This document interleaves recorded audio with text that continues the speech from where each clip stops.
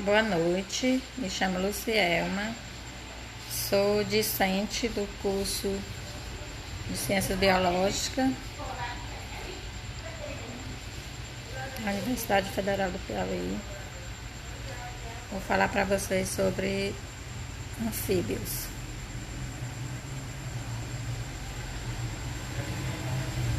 Anfíbios são animais vertebrados que se destacam por ter representantes que passam parte do seu ciclo de vida na água e outra parte no ambiente terrestre.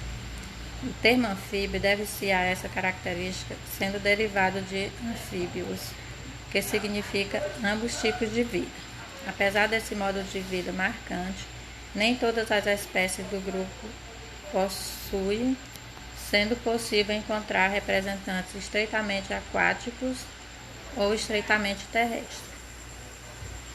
Os anfíbios podem ser classificados em 3 grupos: anura, urudela e apó.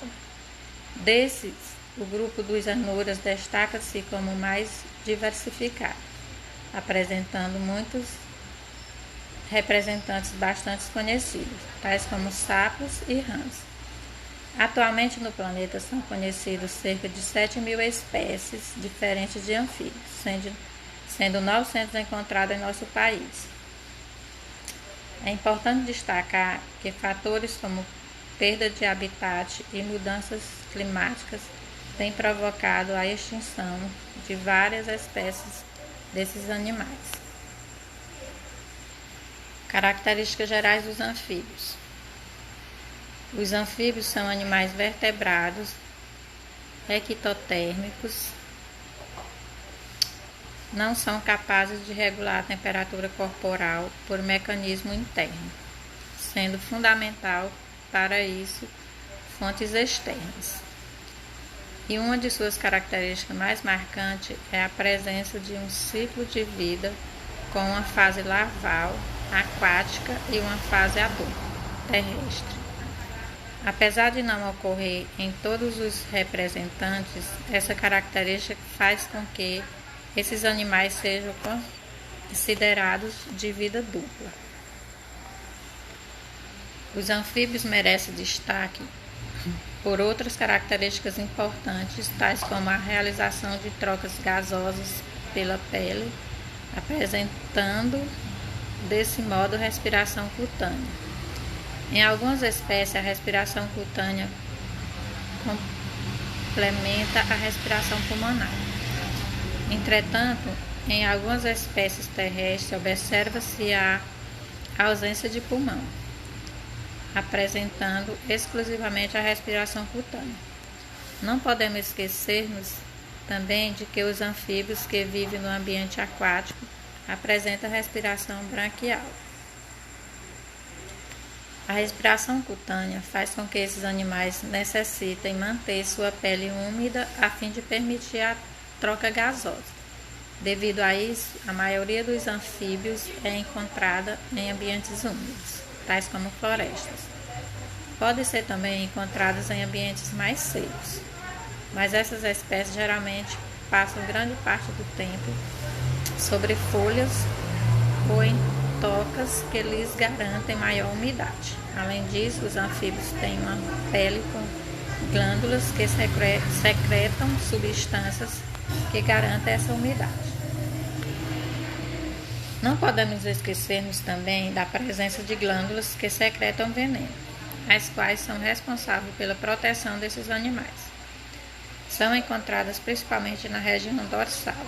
Entretanto, a posição das glândulas, bem como sua quantidade, varia de uma espécie para outra. No sapo cururu, por exemplo, além de observar-se as glândulas no dorso do animal, verifica-se a presença de glândulas grandes e desenvolvidas como a paratoide, localizada na região atrás dos olhos. O sistema cardiovascular dos anfíbios é fechado e a circulação é dupla, ou seja, o sangue corre no interior dos vasos sanguíneos e, para completar um circuito, passa 2 vezes pelo coração. O coração dos anfíbios é dividido em 3 cavidades, sendo 2 átrios e um ventrículo. Devido à presença de apenas um ventrículo, o sangue rico em oxigênio entra em contato com o sangue rico em gás carbônico. Portanto, diz-se que a circulação é incompleta. No que diz respeito ao sistema excretor, vale destacar a presença de rins. Muitos anfíbios excretam amônia quando estão na sua fase aquática e mudam completamente sua forma de excreção quando estão no ambiente terrestre, passando a excretar a ureia. Uma característica interessante a respeito dos anfíbios é o fato de que esses animais são os únicos vertebrados que apresentam 4 dígitos nas mãos. Além disso, anuros e caudados são os vertebrados que utilizam os olhos para ingerir uma presa. Isso porque esses animais são capazes de abaixar e levantar os olhos dentro da órbita, uma movimentação que ajuda a empurrar os alimentos. Reprodução dos anfíbios. A forma como os anfíbios reproduzem-se é extremamente variada, apresentando diferenças marcantes de uma espécie para outra. A seguir, falaremos um pouco a respeito da reprodução dos anuros, os quais incluem sapos, pererecas e rãs. Além da reprodução, abordaremos um pouco o ciclo de vida desses animais, que envolve fases aquáticas e terrestres. Os anuros geralmente se reproduzem na época de chuva, sendo que algumas espécies apresentam períodos reprodutivos muito curtos. Os machos, em geral, emitem sons para atrair a fêmea, a qual escolhe o macho avaliando as características de seu canto. Em algumas espécies, a fêmea aproxima-se do macho e toca o que leva ao acasalamento, por meio do chamado amplexo, que é o abraço nupcial. Esse abraço pode ser feito de diferentes formas, sendo uma delas o abraço do macho segurando a região da cintura pélvica da fêmea. Reprodução dos anfíbios, aí a imagenzinha. A fecundação na maioria dos anuros é externa, sendo o espermatozoide lançado sobre os ovocitos quando a fêmea deposita-os. Nos anuros é possível observar diferentes tipos de desova, verificando-se, por exemplo, a espécie que deposita os seus ovos na água, em ninhos de espuma e sobre rochas. Vale destacar que em algumas delas os ovos ficam retidos no corpo da fêmea. Dos ovos eclodem os girinos, a fase larval dos anuros. Os girinos, em sua grande maioria, alimentam-se de detritos vegetais encontrados na água e no limo. A fase larval apresenta brânquias e um formato hidrodinâmico. Possui uma cauda que é reabsorvida à medida que ele se desenvolve e surge membros. Inicialmente, se observa o surgimento dos membros posteriores, depois dos membros anteriores. Durante a metamorfose, desenvolve-se no girino também pulmões, tímpanos e o sistema digestório adapta-se a uma dieta carnívora, observada nos adultos. O anuro adulto vive no ambiente terrestre e retorna ao ambiente aquático para sua reprodução.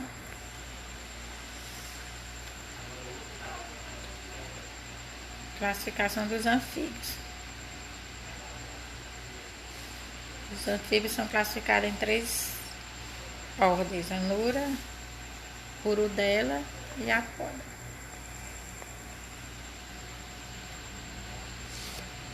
Urudela ou caudata. Como o nome sugere, essa ordem é constituída por anfíbios que possuem cauda, a qual é geralmente maior ou do tamanho do corpo animal. Como representantes temos a salamandra e titrões. O corpo dos representantes desse grupo geralmente é longilíneo e apresenta membros anteriores e posteriores, com tamanhos similares. Algumas espécies vivem toda a vida na água, outras, no entanto, vivem nesse ambiente apenas durante a fase larval. Além disso, existem espécies terrestres. A retenção de características larvais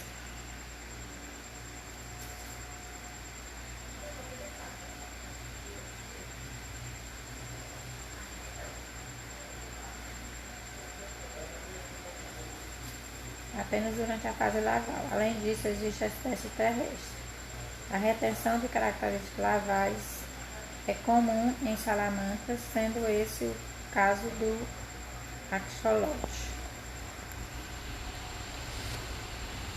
Anura destaca-se por ser a ordem mais diversificada e conhecida de anfíbios. Nesse grupo estão inclusos sapos, rãs e pererecas. Animais que, diferentemente dos urudelas, não possuem cauda. O corpo desses animais é curto e apresenta 4 membros locomotores nos adultos, sendo os membros posteriores maiores que os anteriores, o que lhes garante a capacidade de saltar. Muitas espécies são venenosas e apresentam coloração de aviso que afasta os predadores. A maioria dos representantes desse grupo tem a capacidade de vocalização. A poda ogimoniana não apresentam patas e vive com a excreção das espécies que são predominantes aquáticas. Grande parte da sua vida em galerias no solo. O corpo é alongado e os olhos são reduzidos e pouco funcionais. Como representante, temos as cecílias, também chamadas de cobras cegas.